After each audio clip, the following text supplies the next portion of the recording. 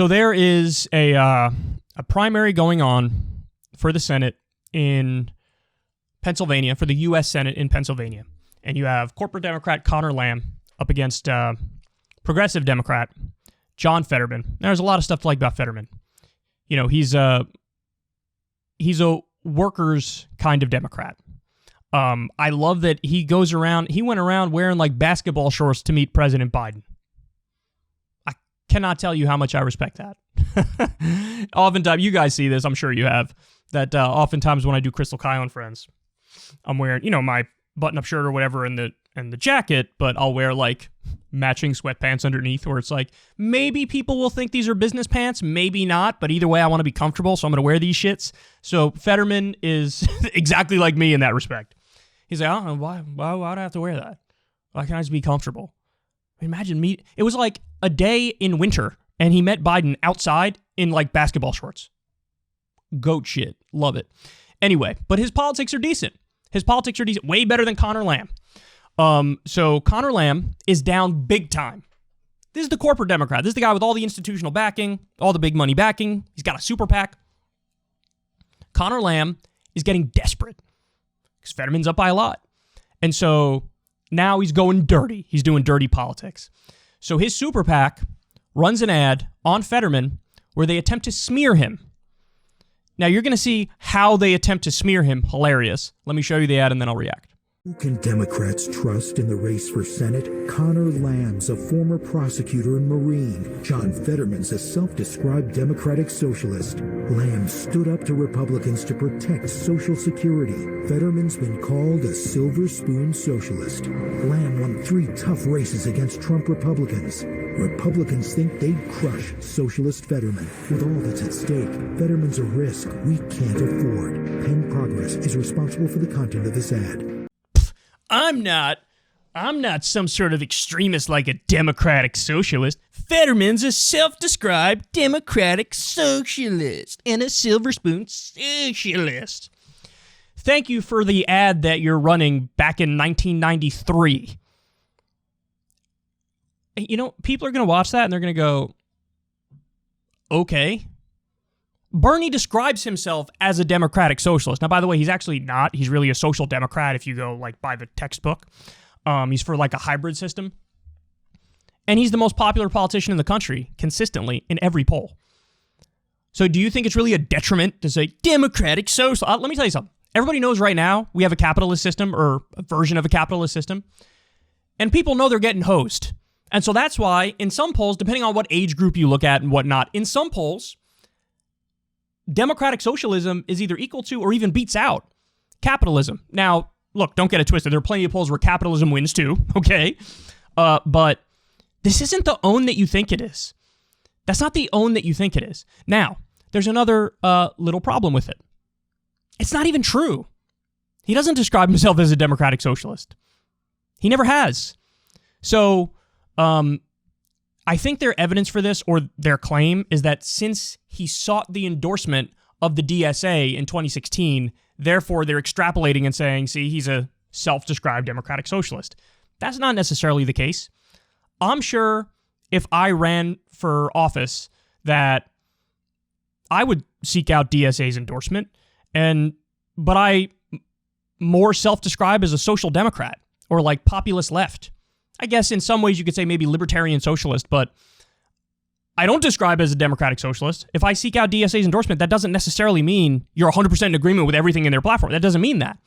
Now, the other thing is he endorsed Bernie Sanders in 2016. Maybe they're using that to say, see, self-described democratic socialist because he's endorsing somebody who describes himself as a democratic socialist. I don't know what sort of a stretch of an argument they're using. Then there's also examples in some news outlets have said that he self-describes as a democratic socialist, but according to him, he's like, I never said that. I never said that. Now, by the way, I don't care. Because even if he did describe himself that way, okay, based. Like, it's a lot better than whatever the hell Conor Lamb is. And look at what he says about himself there. So he says, well, I'm good. Why? Because I was a prosecutor and a Marine. This is like perfect Democratic hack, liberal elite identity politics. Prosecutor is definitionally good. Marine is definitionally good. Democratic socialist is definitionally bad. it's just, again, 1993 called, they want their lines of attack back, okay?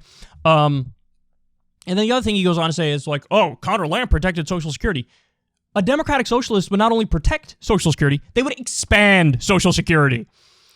So it's just, the ad is deeply hackish. So, Fetterman saw this, his team saw this, and I guess they were asked about it, and they responded. Let me show you what that response is.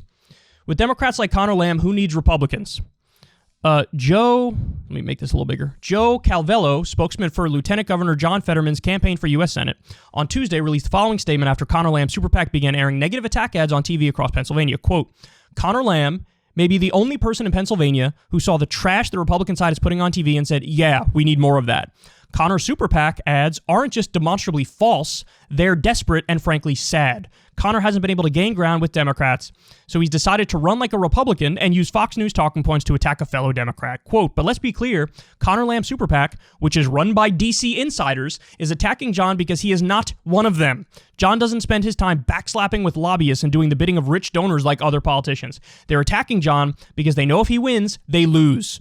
They know when John gets to Washington, they won't be able to control him or buy his vote. They know John will truly fight for the people of Pennsylvania, and that terrifies them. Quote, a candidate whose only argument is that he's a winner should be running a much better campaign than this.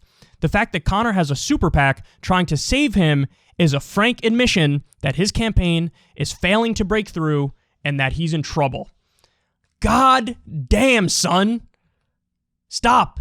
He's already bleeding. He's already laying on the ground bleeding out. Stop hitting him, dog. You got him. You got him. That was a devastating response. The response is like, you're using right-wing lines of attack. Why? Well, because you're kind of right-wing yourself. And also, the real issue here is you're an elite insider schmoozing with lobbyists and doing the bidding of big corporations, and I'm not. I'm actually going to fight for the people. So you run some trash ad like this. Perfect response. Perfect response. And low-key, just between me and you, it was sort of a little wink and a nod there. It's like, maybe I don't describe as a Democratic Socialist, but are they my allies? I guess they are. Which again, based, the most liked politician in the country, national politician, is Bernie Sanders, and he self-describes as a Democratic Socialist. So there was no like, because what would a less skilled and more vapid Democratic politician do in this instance? I'm not a Democratic Socialist. I'm not that. I don't want good things for people. I also want bad things for people, just like you. But he didn't do that, did he? He went to the line of attack of like, you're an insider. You schmooze with lobbyists. You do the bidding of big corporations and billionaires. I don't. I represent the people. And so you're just going to use hack lines of attack like this. Perfect response. Now, this story has a happy ending. I mean, it's already, with that response, it's already devastating. It's already a great ending. In the media markets where this ad was being run, it was pulled. And it was pulled for misinformation. Now, look, I don't know who's responsible for pulling it. I don't know, like, the mechanics of who made that decision. But from what I read, it seemed to imply it was whoever's in charge of those media markets. They were uncomfortable running it because they were like, this isn't correct. And so we don't want this running on our airwaves. Runs a dumb ad. It hurts him. Gets a rebuttal that destroys him. Remember, he's down big time, Conor Lamb. And then the ad gets pulled and he runs away with his tail between his legs. I love it. I love it. Support John Fetterman. He's a million times better than Conor Lamb. Conor Lamb is an insider hack, total corporate Democrat, total smug prick. Fetterman's politics are just better. He's a workers' kind of Democrat. He could actually bring about positive change in many respects. And I think he handled this so-called scandal perfectly. Hey, y'all, do me a favor and like and subscribe. It helps out big time in the algorithm. Click the bell as well for notifications when videos drop. And watch that video on screen right now. You know you want to.